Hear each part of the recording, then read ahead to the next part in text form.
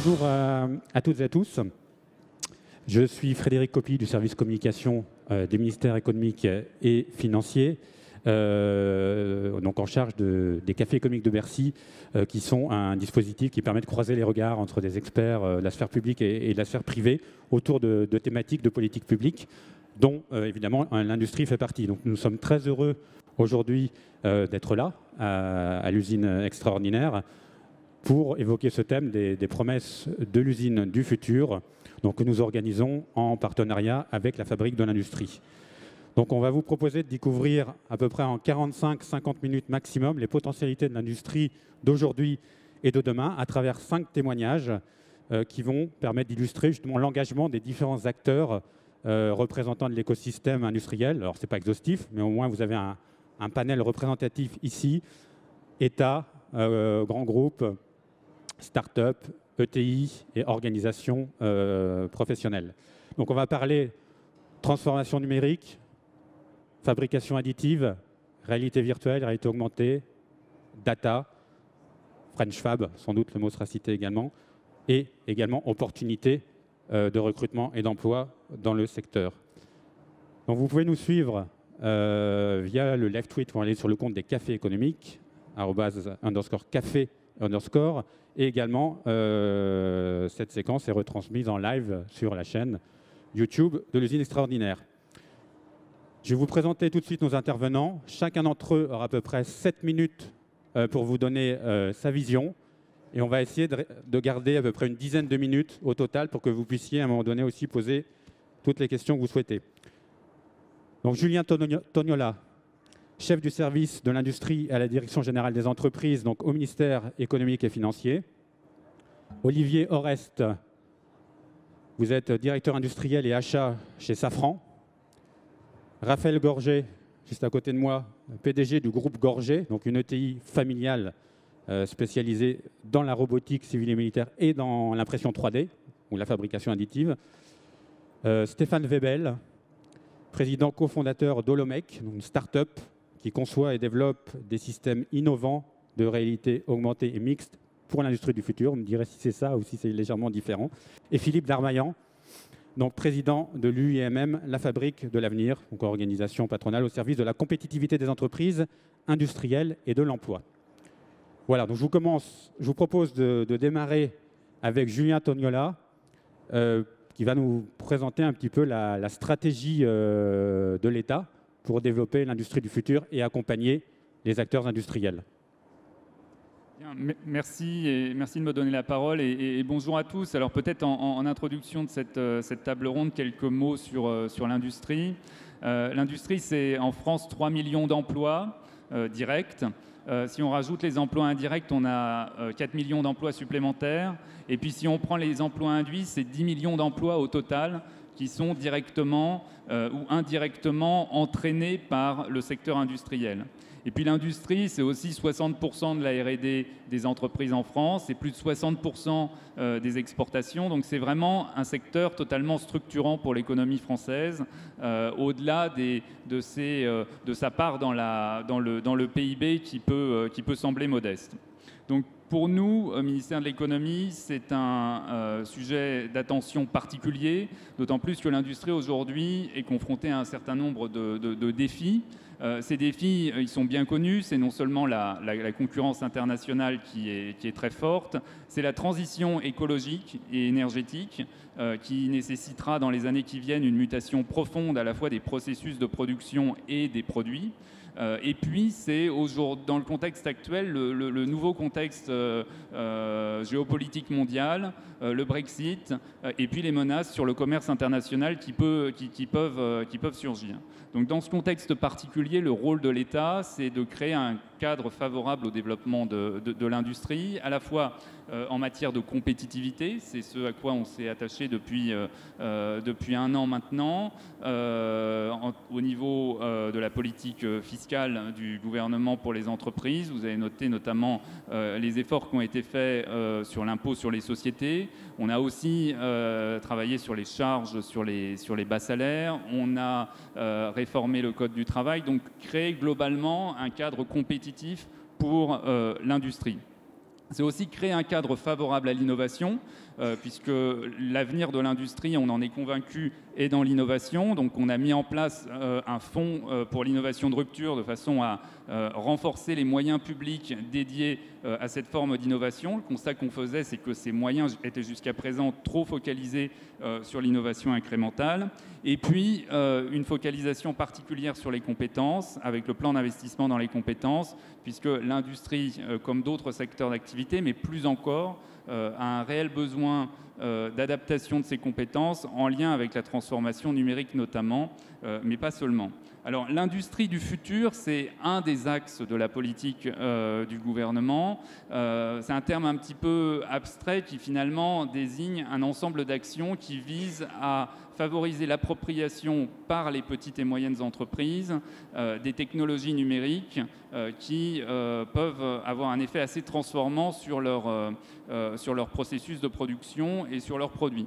Donc, quelques exemples. Le numérique qui va permettre de former différemment et peut-être plus rapidement, plus efficacement les salariés avec la réalité virtuelle. Il va permettre de fabriquer des plus petites séries, plus personnalisées qui correspondent davantage à l'attente des consommateurs. Il va aussi être capable de faciliter la maintenance prédictive des installations et donc de renforcer l'efficacité de la production. Donc le numérique, ce que l'on constate, c'est qu'il a un effet réellement transformant pour l'industrie. Vous en avez eu quelques exemples précédemment, notamment avec l'expérience de Sanofi qui a montré combien le numérique transformait son modèle économique. Le défi pour nous, c'est de faire en sorte que le numérique rentre davantage dans les PME. Et donc, pour permettre cette transformation numérique des PME, on a fait le choix avec France Industrie, donc avec l'industrie, d'une action partenariale qui repose depuis 2015 sur l'Alliance pour l'industrie du futur. Et je pense que Philippe Darmaillan pourra en dire un mot en tant qu'ancien président de cette Alliance pour l'industrie du futur. Et donc une alliance qui anime ce processus de transformation numérique des PME et un ensemble de dispositifs qui ont été mis en place par le gouvernement pour à la fois diagnostiquer, sensibiliser les PME. On s'est fixé dans le cadre du Conseil national de l'industrie l'objectif de transformer 10 000 PME sur les 2 années qui viennent, assorti d'un dispositif de suramortissement, c'est-à-dire une incitation fiscale qui permet de baisser le coût de l'investissement pour les PME qui investissent dans des équipements pour l'industrie du futur. Voilà quelques exemples d'actions que mène le gouvernement, à la fois en faveur de la compétitivité de l'industrie et plus spécifiquement sur le sujet de l'industrie du futur. Merci beaucoup. N'hésitez pas si vous souhaitez interroger nos intervenants, on vous passe un micro et à poser une question si vous souhaitez avoir des développements complémentaires sur ce qui peut être évoqué par nos différents intervenants. Je vous propose sans transition de passer à notre premier focus thématique, l'usine connectée et digitale dans un grand groupe, donc vu par Safran, Olivier Oreste. Oui, bonsoir. Merci de me donner la parole sur un sujet qui est aussi passionnant. L'industrie du futur chez Safran, c'est une conjonction d'événements dont les 2 principaux sont finalement sur les produits phares que nous produisons, qui est le moteur d'avion. Nous lançons une nouvelle génération de moteurs d'avion et il faut en 3 ans passer d'une cadence 0 à une cadence de 2400 moteurs, alors que le moteur précédent, il avait fallu 15 ans pour réaliser une augmentation de cadence qui aille de 0 à 1600 moteurs. Donc on est face à un challenge industriel, à un effort d'investissement excessivement important et dans le même temps, la pression sur la compétitivité nous oblige à repenser complètement différemment nos processus industriels. Et il se trouve que le digital, aujourd'hui, nous apporte des solutions qui nous permettent de penser à des ruptures dans les processus industriels. Alors la rupture, on peut la chercher, bien sûr, à l'arrivée toujours dans le coût des pièces, mais on va chercher des ruptures dans la qualité, on va chercher des ruptures dans les cycles, dans l'agilité, on va chercher des ruptures dans les conditions de travail de nos opérateurs. Bref, quand on se lance dans un projet d'usine du futur, il faut d'abord réfléchir à l'objectif que l'on poursuit et à la rupture de performance que l'on va rechercher. Même si elles sont toutes liées et même si quand on va parler qualité, qu'on va se fixer un objectif ambitieux d'amélioration de la qualité, cet objectif va tirer aussi des objectifs de sécurité du travail, de compétitivité, etc. Mais le premier point, c'est extrêmement important de savoir l'objectif que l'on poursuit et le niveau de performance que l'on peut atteindre. Alors, l'industrie du futur, elle nous apporte bien sûr des solutions fantastiques, mais ce serait une erreur de croire que qu'on peut faire l'industrie du futur en allant chercher finalement dans un catalogue de solutions. Il y a aujourd'hui beaucoup d'études qui montrent que l'usine du futur, ce sont les outils de simulation, c'est la réalité augmentée, c'est la réalité virtuelle, c'est la cobotique. Certes, toutes ces technologies sont absolument indispensables dans l'approche de l'industrie du futur, mais si on ne les appliquait que de façon parcellaire ou que sur un des éléments de tâche, sans penser au process complet, alors on irait chercher des améliorations peut-être de 5 ou 10%, alors que ce que nous cherchons quand on parle de rupture, c'est des moins 20, c'est des moins 30%. En fait, le véritable différenciateur à l'ère du digital, c'est bien sûr toutes ces technologies-là, mais c'est surtout l'utilisation de la donnée. C'est le fait qu'on prenne conscience que la donnée est une richesse incroyable et que si on arrive à l'utiliser et à la traiter, elle va nous permettre d'aller chercher des refontes complets de processus industriels et des améliorations absolument sans précédent dans notre efficacité. Alors, pour ça, il suffit de se convaincre que quand on fait une pièce de moteur d'avion ou de train d'atterrissage ou de nacelle, qui sont quelques-uns de nos différents métiers, quand on produit une pièce, on passe entre 15 et 30% du coût de la pièce à contrôler ce que les autres opérations ont produit, c'est-à-dire à s'assurer de la conformité des opérations et en finale à la conformité du produit. C'est-à-dire qu'on passe son temps à contrôler ce que l'opération d'avant a produit. Alors que si on arrive à imaginer qu'on a des données, qu'on arrive à les prélever, à les stocker et à les traiter en temps réel tout au long de la production, sans passer par ces phases de contrôle, alors, si on travaille bien, on doit avoir des pièces bonnes du premier coup. C'est là tout l'enjeu. Et donc, le véritable challenge de l'industrie du futur, c'est bien sûr toute la maîtrise de ces technologies-là, mais c'est de repenser le produit pour qu'il puisse être accompli dans cette continuité. Quand on parle de continuité numérique, c'est la capacité que l'on a à concevoir une pièce avec un certain nombre de données et les données nécessaires qui vont permettre, si on les contrôle et si on les suit, à l'arrivée d'avoir un processus robuste et des pièces bonnes du premier coup. Donc cette utilisation de la donnée, bien sûr, ça ne se fait pas comme ça. D'abord, il faut définir les données qu'on veut gérer. Il faut être capable d'aller les capter, d'aller les prélever là où elles existent ou là où on pense qu'elles existent. Il faut après ça les véhiculer et les amener à un endroit où elles vont être stockées. Il faut savoir comment les stocker. Et puis après ça, enfin, on va aller chercher des algorithmes qui vont nous permettre de traiter ces données-là. Mais j'ai presque tendance à dire que l'algorithme, c'est presque le plus facile, en tout cas dans la réalité d'aujourd'hui, parce que nos usines, aujourd'hui, ne sont pas conçues ou n'ont pas été pensées pour justement tout ce traitement, cette captation, ce transport et ce stockage de la donnée. Parce que quand on parle d'usines du futur, dans 90% des cas, on parle de transformation d'usines existantes. Hein. Ce ne sont pas des usines qu'on crée comme ça tous les jours. Donc on transforme des usines pour les amener à des standards de type usine du futur. Donc une fois qu'on a dit ça, eh bien, il faut se mettre au boulot. Les gros enjeux, ils sont dans la transformation de nos façons de concevoir les produits, pour les concevoir prêts à être traités pour la donnée. C'est dans les infrastructures informatiques qu'il faut mettre en place dans nos systèmes de production. Et puis, bien sûr, c'est dans les compétences nouvelles que cet environnement demande et nous force à créer, des compétences que nous n'avons pas toujours dans nos organisations. On parle maintenant, autrefois, on parlait de méthode industrielle, on parle plutôt aujourd'hui d'ingénierie industrielle, et on a des nouveaux métiers autour de l'ingénierie système. Donc ça, ce sont des métiers nouveaux. Les métiers de la maintenance sont aussi considérablement révolutionnés. finalement, ces métiers sont beaucoup plus challenging que les métiers de l'opérateur de production. Très souvent, on se dit finalement, comment est-ce qu'on va faire pour faire évoluer nos opérateurs de production? Moi, j'ai à peu près 40 ans d'expérience dans l'industrie. Ça n'a jamais été un problème de faire évoluer des opérateurs en production pour les amener vers des systèmes plus évolués. Les véritables changements les plus profonds sont dans les systèmes d'engineering, dans la conception des systèmes de production, dans les opérations de maintenance, mais également, bien sûr, dans le management, parce que finalement, toutes ces possibilités-là vont permettre d'éliminer toutes les tâches ingrates et sans valeur ajoutée et vont permettre tout simplement de redonner à l'opérateur et aux salariés leur pleine mission, c'est-à-dire leur mission de créativité, d'inventivité et de création de valeur. Voilà. Et donc sans ça, l'usine du futur, c'est une usine extraordinaire, quoi. Voilà. Merci beaucoup. Est-ce que vous avez des questions? Oui, monsieur, si on peut vous passer un micro.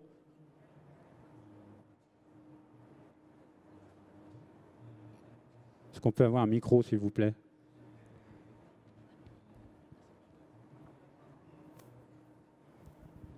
Raymond Bourgeois, Besançon, Société Bourgeois.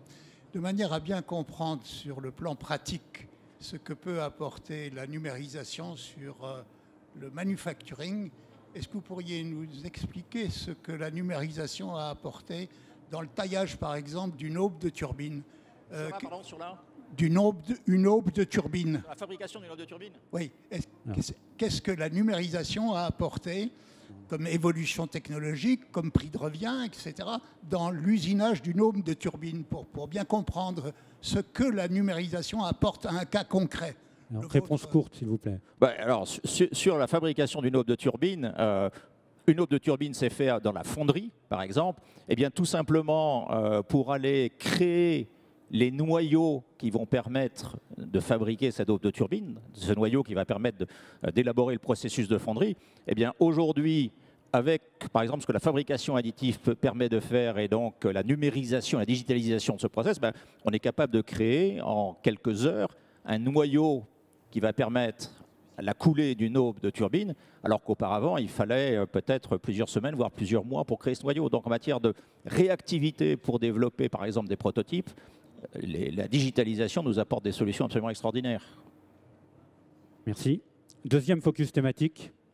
Donc après le grand groupe, on va avoir un exemple dans une ETI.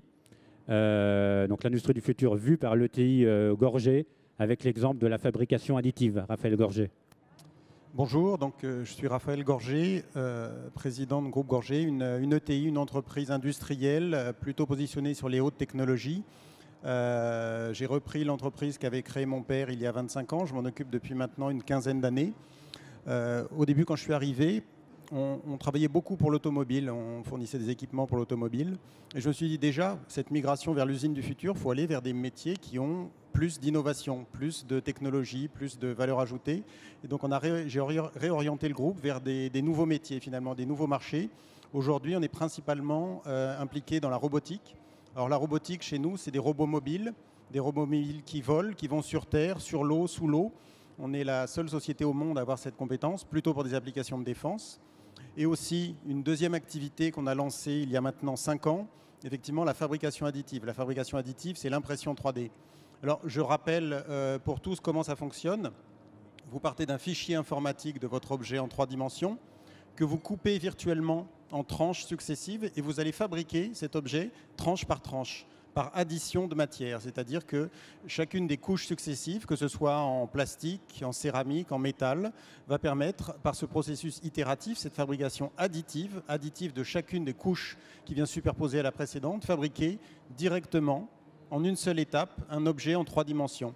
C'est-à-dire qu'on se libère des contraintes d'usinage, des contraintes de la fonderie, de la forge, de l'usinage, de l'injection. On arrive directement, en une seule étape, à avoir un produit. Et ça a de nombreux avantages. Les avantages, c'est tout d'abord une très grande liberté de design. J'ai l'habitude de dire que si on arrive à penser un objet, penser sa géométrie, on peut l'imprimer, parce qu'il n'y a pas ces contraintes. Deuxième chose, on n'a pas besoin d'outillage. On parlait d'injection, par exemple. Vos smartphones, pour la plupart, ou plus exactement toutes les pièces qui sont faites en très très grande série, vont utiliser des processus d'injection, très souvent, parce que c'est le meilleur moyen de faire des pièces pas chères. Ça a un inconvénient, c'est qu'il faut à la fois des outils, ce qui induit du temps, du coût, et aussi surtout une standardisation. Et là, on tombe sur un autre avantage de la fabrication additive. On peut fabriquer des produits à l'unité, uniques. Et ça a des applications très intéressantes où des métiers finalement qui existent depuis très longtemps vont être complètement transformés. Un exemple précis, le métier de la bijouterie. Depuis, je sais pas, 2000 ans, 5000 ans, pour faire un bijou, vous faites d'abord un modèle en cire qui va vous servir à faire une empreinte, un moule, dans lequel vous allez couler votre métal en fusion, comme on le fait d'ailleurs pour les aubes de turbines. La différence, c'est que depuis quelques années, on arrive maintenant, ce modèle en cire, à le faire à la machine, avec une imprimante 3D. On conçoit le fichier en 3D et ensuite on imprime ce moule. Aujourd'hui, ce n'est pas forcément quelque chose que ces acteurs communiquent, mais si vous allez place Vendôme, il y a une de nos machines dans chacune de ces grandes maisons de joaillerie. Enfin une ou quelques dizaines parfois. Parce que l'impression 3D est entrée dans ces nouveaux marchés, tout simplement parce que c'est beaucoup plus efficace, beaucoup plus précis, et ça permet de produire des objets à l'unité spécifique. D'autres exemples de l'utilisation de l'impression 3D, c'est beaucoup dans le médical. Nous, on travaille, alors c'est des secteurs pas forcément glamour, mais on travaille pour le dentaire, pour les prothèses auditives, pour les semelles orthopédiques, qui, à chaque fois, sont faites à la main et par des processus un petit peu archaïques. On parle de moules en plâtre faits à l'unité sur la base d'empreintes, que ce soit l'intérieur du conduit de l'oreille ou bien, pour ce qui concerne le dentaire, des empreintes de la bouche. Cette digitalisation qui se diffuse partout est aussi très présente dans ces applications-là. C'est-à-dire qu'on va transformer, on va numériser tout d'abord, et ensuite, à partir du fichier en 3 dimensions, on va pouvoir imprimer ces objets. Soit directement les objets, soit des moules, des outils qui permettent de travailler. Donc des applications extrêmement vastes. Mais je crois que ce qui est intéressant, c'est que ça change aussi la manière dont on conçoit les choses. Tout d'abord, bien sûr, pour les prototypes, qui peuvent être imprimés de manière très facile. Mais plus généralement, on peut sortir de la logique de la production de séries, de très grands volumes. Hein. Ça date d'Henry Ford, donc c'est quand même pas très récent. L'impression 3D va permettre de produire des objets beaucoup plus personnalisés. C'est-à-dire je donnais cet exemple il y a quelques années, sans savoir si ça prendrait une réalité. Aujourd'hui, c'est le cas. On a lancé une petite activité où on imprime des semelles sur mesure. Parce qu'il suffit de scanner le pied du patient ou du client et d'imprimer une semelle exactement à sa morphologie. Et je pense que, très sincèrement, je ne sais pas si ça sera 5 ans ou 10 ans, mais que très probablement, on aura tous des chaussures à notre mesure, tout simplement parce que ça sera possible et pas tellement plus coûteux, et je vous le garantis, beaucoup plus confortable. Ces transformations-là, on les vit, et elles n'en ont pas encore énormément maintenant, mais elles auront des impacts sur notre vie, sur notre industrie, sur les usines. Est-ce que des usines seront transformées? Sans aucun doute. Est-ce qu'elles seront rapatriées de pays low cost, peut-être Chine, Inde ou Vietnam? J'en suis pas sûr. Par contre, les nouvelles usines que l'on créera, elles pourront peut-être être créées beaucoup plus proches du lieu de consommation. Parce que si vous produisez à la demande, vous pouvez produire exactement ce dont vous avez besoin. Si vous pouvez personnaliser, vous pouvez changer les produits qui sont fabriqués. Si vous supprimez les stocks, vous supprimez aussi la logistique, le besoin de stockage, vous supprimez les rebuts. Et enfin, c'est la possibilité de lancer des produits, des nouveaux produits, donc la possibilité pour des entreprises de se créer beaucoup plus facilement sur des petites séries, des petits projets. On voit beaucoup de startups qui se lancent dans la robotique, des objets connectés. Je pense que la plupart peuvent maintenant utiliser l'impression 3D comme premier moyen de production. Et ça, c'est tout à fait nouveau. Ça n'arrivait pas auparavant. Et donc, je dirais pour conclure sur notre aventure chez Prodways, l'usine du futur, c'est aussi du développement, de la croissance économique, des entreprises qui réussissent, qui croissent, et c'est de l'industrie. Nous, on a commencé cette aventure il y a 5 ans avec une petite entreprise qu'on a rachetée. Il y avait un salarié à l'époque. 5 ans après, on est 450. On va faire à peu près 60 millions d'euros de chiffre d'affaires cette année. Et c'est aussi ça qui est assez formidable avec cette dynamique de l'industrie du futur, c'est qu'il y a de la croissance, il y a des opportunités, il y a un très fort appétit et des applications dans l'industrie et dans d'autres secteurs d'activité. Voilà. Merci. Merci. On avait une question sur sur Twitter qui nous demandait est-ce que l'usine du futur sera une usine délocalisée. Alors vous avez évoqué un peu la question, est-ce qu'on ne peut pas retourner la chose en disant à travers la fabrication additive, c'est une façon de relocaliser aussi la production? J'irais de localiser à proximité les usines à venir. Je pense qu'il est possible de s'installer effectivement beaucoup plus proche, une fois qu'on est sorti de ces contraintes, de la nécessité absolue de faire 100 millions de pièces identiques pour pouvoir avoir des prix compétitifs. Et sur la question des ETI, des ETI industriels, Julien Tognola, est-ce que vous pouvez nous dire quelques mots aussi sur justement l'accompagnement de l'État aussi pour développer les PME de croissance, pour avoir plus d'ETI, notamment des ETI dans l'industrie en France? Oui, alors effectivement, quand on regarde le tissu industriel français et qu'on se demande quelles sont ses spécificités et finalement comment le renforcer face à la concurrence internationale, ce dont on s'aperçoit, c'est qu'on a proportionnellement assez peu d'ETI en France. Donc les ETI, c'est les entreprises de taille intermédiaire, c'est-à-dire des entreprises qui sont entre 250 salariés et quelques milliers de salariés. Donc, face à ce constat, en fait, on a imaginé il y a quelques années avec BPI France un programme d'accompagnement dédié pour les PME à fort potentiel qui s'appelle l'accélérateur PME. C'est en fait un programme d'accompagnement à la fois individuel et collectif. Donc ça commence par un diagnostic à 360 degrés de la situation de l'entreprise, de ses forces, de ses faiblesses. Il y a ensuite des modules vraiment à la carte en fonction des faiblesses qui ont été identifiées et au choix de l'entreprise. Et puis il y a aussi une logique de promotion, c'est-à-dire que en fait ces accélérateurs ils fonctionnent par promotion de 30 ou 50 entreprises. Et c'est aussi tout à fait intéressant pour les chefs d'entreprise de pouvoir partager avec leurs collègues de promotion. Donc l'objectif qu'on s'est fixé avec BPI, c'est d'accompagner 4000 entreprises, 4000 PME à fort potentiel d'ici 2021. On fait ça en partenariat avec les territoires, avec les régions. Il y a un certain nombre d'accélérateurs régionaux qui ont été mis en place. On fait ça aussi au niveau des 16, maintenant 18 filières stratégiques du Conseil national de l'industrie. Donc l'automobile, l'aéronautique, la chimie ont déjà mis en place ce type de dispositif pour leur PME à plus fort potentiel. Et aujourd'hui, une majorité des autres filières sont également en train de discuter de ce type d'accompagnement. Merci. Troisième focus thématique, la robotique collaborative et la réalité mixte et augmentée, vue par une start-up, oui. Donc en l'occurrence Holomec, donc Stéphane Webel. Oui, bonsoir, merci de votre attention.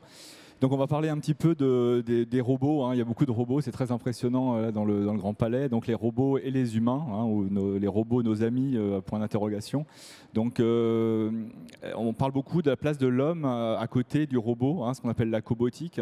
Donc pour simplifier, alors les roboticiens vont me tomber dessus, mais c'est pour simplifier. Donc les robots sont précis, rapides, endurants, ils peuvent traiter une très grande quantité de données, hein, c'est vraiment ça leurs avantages. Leur qualité, mais l'humain a une dextérité extraordinaire, on ne s'en rend pas compte, mais je vous incite à vraiment regarder ce que vous êtes capable de faire avec vos deux mains, c'est très impressionnant, on a tendance à l'oublier, enfin, sauf quand on se blesse une des deux mains justement. Et l'humain est extrêmement adaptable, l'adaptabilité à des situations imprévues, c'est vraiment une qualité humaine et très difficile à implémenter chez un robot. Et bon, pour simplifier, l'homme est quand même beaucoup plus malin que le robot, hein, voilà. Donc autant l'usine 3.0 c'était la volonté d'automatiser à outrance la fabrication, autant l'usine 4.0 ça va être de ramener une forme de collaboration entre l'homme et le robot ou l'homme et la machine pour avoir un peu le meilleur de ces deux mondes, de ces deux espèces. Et on arrive vers un concept qui est le poste de travail du futur qu'on imagine donc avec un ou plusieurs opérateurs humains, un ou plusieurs robots. Et nous, donc, on imagine un liant. Le liant, c'est les données, on en a parlé, hein, les données, c'est la clé de tout ça. Le robot, il est déjà connecté aux données. Il est connecté à très grand débit aux données. Mais l'être humain qui va travailler avec le robot, eh bien, lui, il va falloir le munir d'une capacité à percevoir ces données, à les comprendre, à les analyser. Et là, on est dans l'interface homme-machine un peu du futur. Et pour ça, c'est ce fameux terme de réalité augmentée. La réalité augmentée, c'est ce qui va permettre, hein, vous connaissez la réalité virtuelle, c'est immersif, c'est pour simuler. La réalité augmentée, ça va permettre le guidage, de guider pendant qu'on est en train de travailler dans le monde réel. On va être guidé par les données.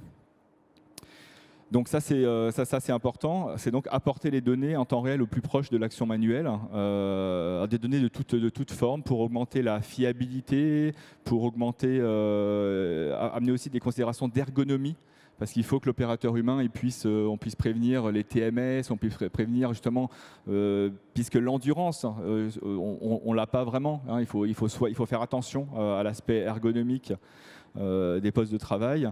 Et donc la réalité augmentée, c'est vraiment l'outil de référence. Alors, l'état des lieux aujourd'hui, la réalité augmentée, c'est un mot, c'est un buzzword, c'est un mot qu'on entend un peu partout. C'est un mot qu'on entend très récemment, enfin tous les jours, dans la bouche des grands PDG des GAFA. Encore hier, Tim Cook qui annonce la révolution intégrale de l'ensemble de l'humanité par la réalité augmentée. C'est hier, c'est un article, c'est une interview très récente. Donc ils sont bien sûr, Apple, Microsoft sont bien sûr placés dessus. Quand on parle de réalité augmentée, vous avez certainement vu les lunettes HoloLens. Bon voilà, donc les grands groupes américains sont dessus. La bonne nouvelle, c'est qu'il y a des Français qui sont dessus aussi.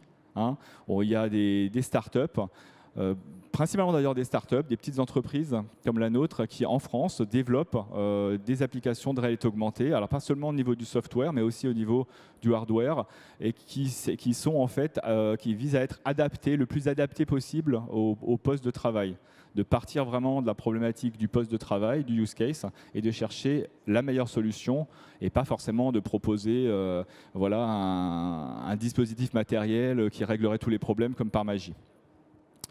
Et nous, alors voilà, je fais un petit peu la liaison avec ce qu'on développe chez Holomac. Donc nous, on est vraiment focalisé donc dans ce guidage de la main humaine, et en particulier, on pense que c'est pas forcément une bonne entrée en matière que de mettre sur la tête de l'opérateur des lunettes, des casques, des choses comme ça, c'est-à-dire en quelque sorte, non pas de l'augmenter, mais de l'encombrer. On pense que ce n'est pas forcément une bonne approche. Et donc, on va plutôt réfléchir, nous, à augmenter le poste de travail lui-même pour essayer de converger vers vraiment ce que je disais au départ, le poste de travail de l'industrie du futur, des humains, des machines, des robots, de la data et de la réalité augmentée.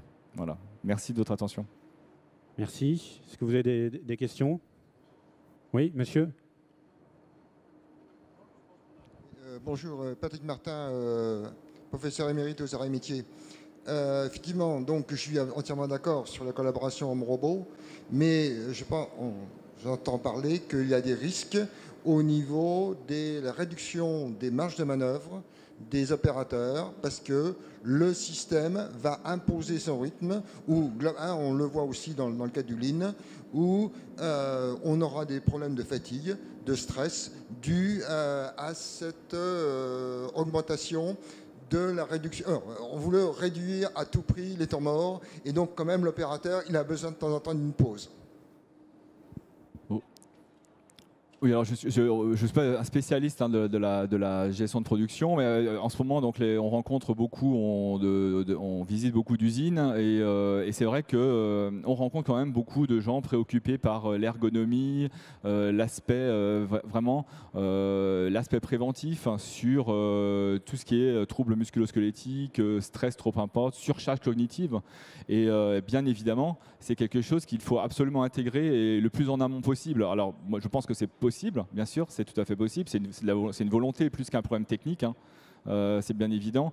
Et ça s'intègre vraiment dans une démarche d'ergonomie plus qui vise à un calcul à moyen, à long terme, que la productivité étant une forme de conséquence en fait de la conception du poste de travail plutôt qu'une contrainte initiale. Enfin, je confirme absolument. En fait, la réalité augmentée est là pour apporter du confort de travail à l'opérateur et non pas du stress. Parce qu'en fait, avec la réalité augmentée, on va lui éliminer la complexité des décisions qu'il a à prendre. On va l'aider à travailler justement sans contrainte et sans risque d'erreur.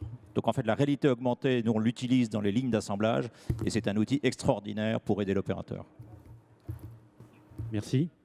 Alors les promesses d'usines du futur, c'est aussi la question de l'emploi, du recrutement, des compétences, des formations. Et donc, on va voir aussi cet aspect-là avec vous, Philippe Darmaillan. La promesse de l'industrie du futur, elle est effectivement économique, mais elle est aussi et surtout, elle est de l'ordre du social. Dans une cinquantaine d'entreprises qu'on a labellisées pour l'industrie du futur, grandes entreprises, ETI, petites entreprises, toutes arrivent au même constat, c'est que si elles ont réussi leur transformation, c'est parce qu'elles ont bien traité l'aspect social et c'est parce que l'aspect social a été au cœur de leur transformation.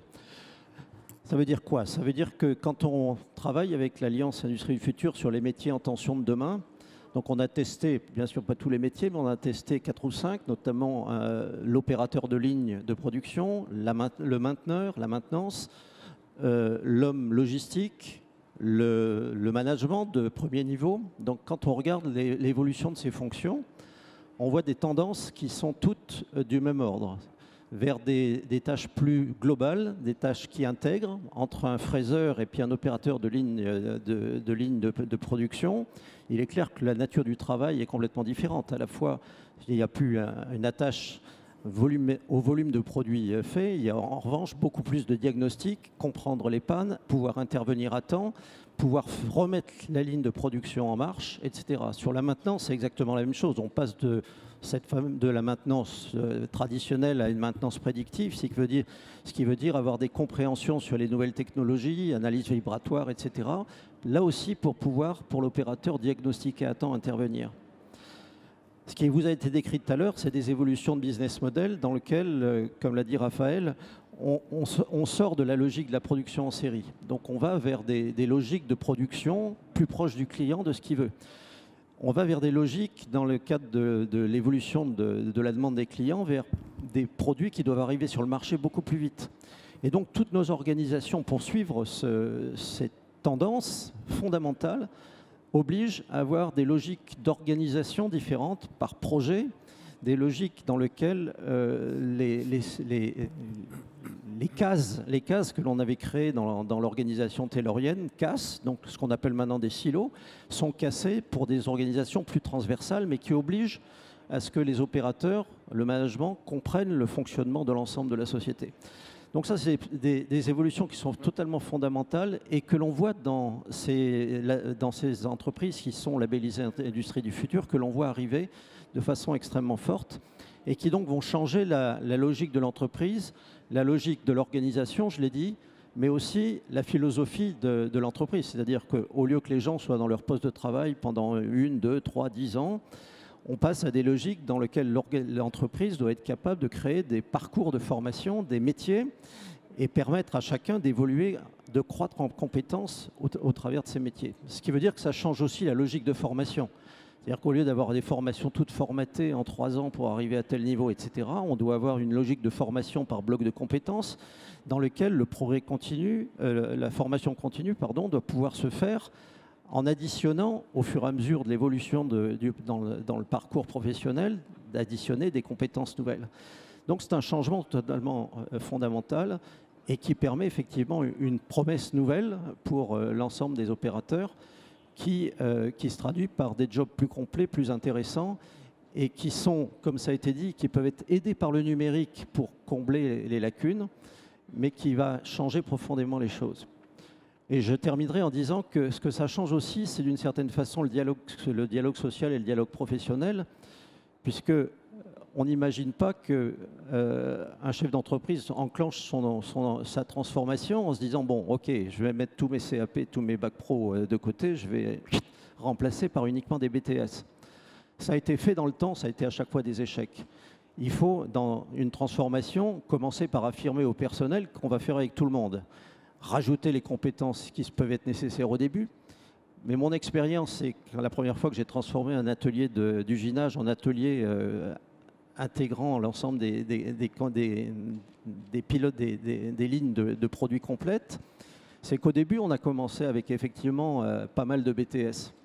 Et puis des opérateurs qu'on a montés au niveau. Mais 5 ans après, il n'y avait plus que les opérateurs qu'on avait mis au niveau et plus du tout de BTS, ils étaient partis loin ailleurs.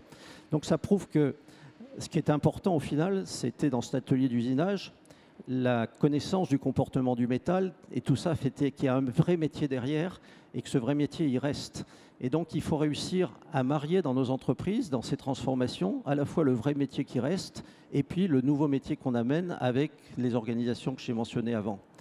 Donc voilà, une promesse auquel je crois beaucoup et sur laquelle nous travaillons à l'UMM pour aller au-delà sur la définition des métiers critiques, aller mettre l'éducation nationale et nos centres de formation un peu avec le challenge de réformer le mode de formation en passant à des formations par bloc de compétences, par UV, plus flexible, et en intégrant bien évidemment le data comme étant une des bases sur lesquelles on doit avoir de culture commune qui doit nous permettre, et c'est l'objet de cette usine extraordinaire, d'attirer les jeunes vers nous plutôt qu'ils aillent ailleurs. Voilà, merci. Merci. Donc l'usine du futur, ce n'est pas une usine sans emploi. C'est bien ça, hein?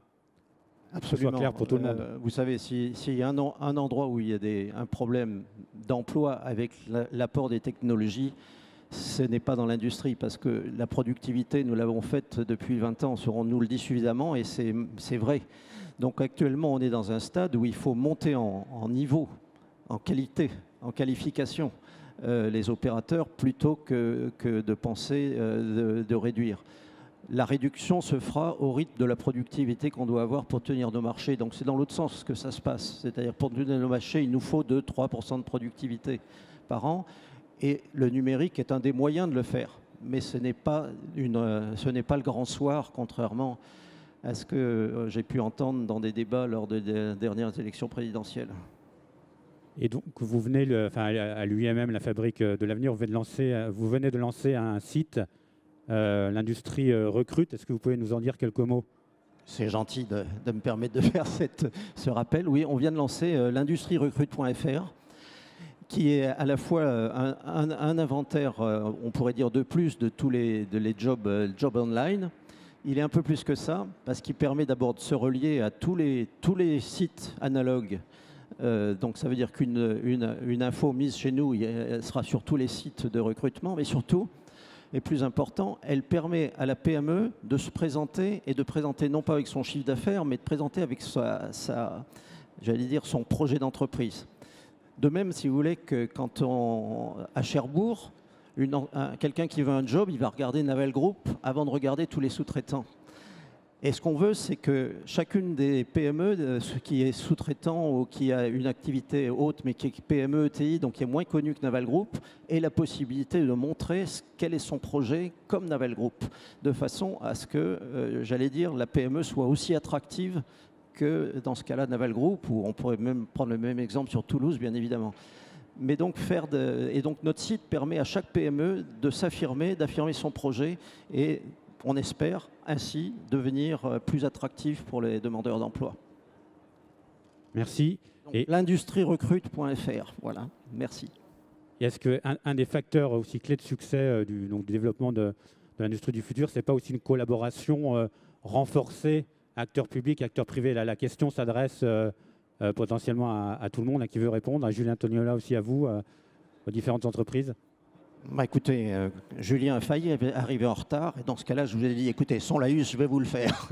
Non, on est effectivement dans une logique, depuis qu'avec Emmanuel Macron, à l'époque ministre, on avait lancé ce concept d'industrie du futur, on est dans un travail très partenarial, et qui ne nous empêche pas de leur demander d'aller un peu plus vite sur la compétitivité, mais dans lequel on reconnaît le travail de l'État fort depuis maintenant 4-5 ans, pour effectivement refaire de l'industrie en France.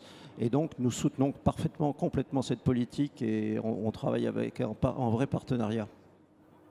Julien Tognola, peut-être un mot aussi là-dessus pour conclure, sur cette collaboration renforcée ou à poursuivre. Je ne peux que confirmer ce qu'a dit Philippe. C'est vrai que pour convaincre les PME de passer à l'industrie du futur, il vaut mieux que ce soit une autre entreprise qui leur parle. Et de ce point de vue-là, je trouve que le principe de l'Alliance pour l'industrie du futur est très, très positif. Et le gouvernement a fait le choix de s'appuyer sur cet outil qui est un très bel outil pour ce qui nous concerne. L'autre exemple, en fait, du partenariat public-privé qu'on essaye de renforcer, c'est notamment sur l'innovation. Et actuellement, comme vous le savez, on on est en pleine préparation de la phase 4 des pôles de compétitivité. Et je trouve que les pôles de compétitivité, c'est aussi l'illustration très forte sur les territoires du rapprochement entre grands groupes, PME et puis laboratoires publics de recherche, et avec l'idée de faire émerger des projets innovants grâce à cette collaboration. Donc effectivement, pour nous, c'est vraiment une thématique centrale, cette coopération avec l'industrie. Merci. Écoutez, ça sera le mot de la fin. On nous indique effectivement qu'on est arrivé au terme de ces 45 minutes. Ça passe très vite. Donc merci à toutes et à tous. Et puis pour celles et ceux qui sont intéressés, on peut les applaudir.